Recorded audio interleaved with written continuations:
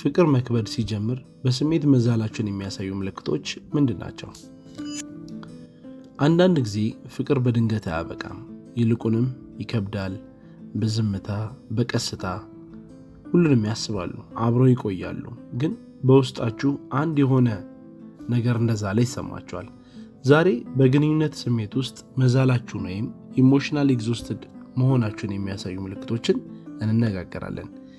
ይህንን ማወቅ ሰውን ለመውቀስ አይደለም፣ ይልቁንም የራሳችሁን የውስጥ ድምፅ ለመስማት ይጠቅማል። ምልክት 1፣ ሁልጊዜ ስሜታችሁን ለማስረዳት ትሞክራላችሁ። ነገሮች ይደጋገማሉ፣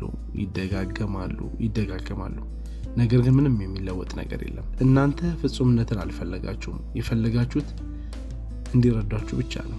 ስሜታዊ ፍላጎቶቻችሁ ሁልጊዜ ችላ ሲባሉ ፍቅር ወደ ብስጭት ይለወጣል።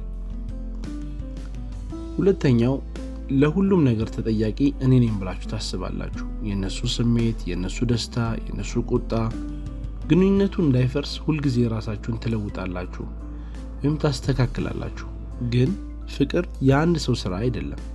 ሁሉንም ነገር ብቻችሁን የምትሸከሙ ከሆነ ያ ሸክም በመጨረሻ ይሰብራችኋል። ወደ ሶስተኛው ደግሞ እንለፍ። የቀድሞ ማንነታችሁን ትናፍቃላችሁ።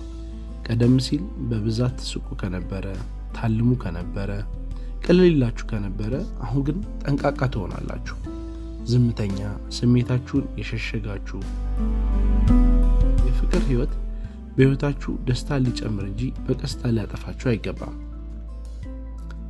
ዝላችኋል፣ ግን መልቀቅን ትፈራላችሁ። ይህ አራተኛው ምልክት ነው። ይህ የሆነው ደስተኛ ስለሆናችሁ አይደለም፣ ነገር ግን ስለተቆራኛችሁ ወይም አታችድ ስለሆናችሁ ነው። ሁሉንም ነገር እንደገና መጀመር ያስፈራል። ብቻ መሆን ያስፈራል። የመልቀቅ ህመም ያስፈራል። መቆየቱ እየጎዳችሁ ቢሆን ነው።